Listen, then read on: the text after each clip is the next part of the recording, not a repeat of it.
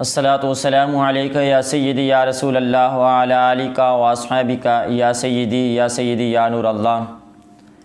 شیخ فانی یعنی بہت بوڑھا شخص یا ایسا بیمار جو زندگی میں کبھی بھی روزہ نہیں رکھ سکتا، اس کے کفارے کے بیان میں، یعنی ایک ایسا شخص ہے جو ضعیف العمر ہے، بہت بوڑھا ہے، وہ نہ ہی گرمیوں کے روزے رکھ سکتا ہے نہ ہی سردیوں کے روزے رکھ سکتا ہے۔ آئے دن اس کی جو صحت ہے مزید کمزور ہونی ہے، ضعف پیدا ہو جائے گا۔ اسے پتہ ہے کہ اب بھی میں روزے نہیں رکھ سکتا اور رمضان کے بعد بھی کبھی بھی روزے میں نہیں رکھ سکتا۔ اب اس کے لیے یہ ہے کہ ہر روزے کے بدلے میں ایک صدقہ فطر ادا کرے،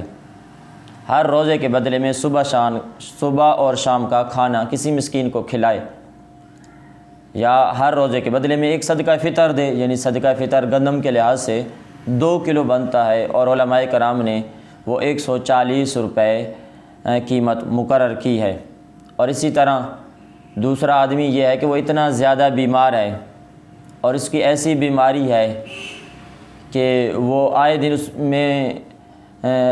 بیماری بڑھ رہی ہے، تو لگتا ایسا ہے کہ وہ اب بھی روزے نہیں رکھ سکتا اور رمضان کے بعد کبھی بھی روزے نہیں رکھ سکتا،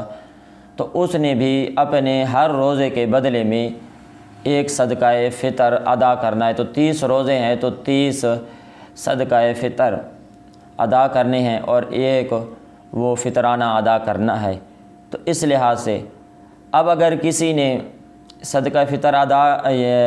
روزوں کا کفارہ فطرانہ ادا کر دیا، ہر روزے کے بدلے میں اس نے ایک صدقہ فطر ادا کر دیا، اگر اب بعد میں وہ تندرست ہو جاتا ہے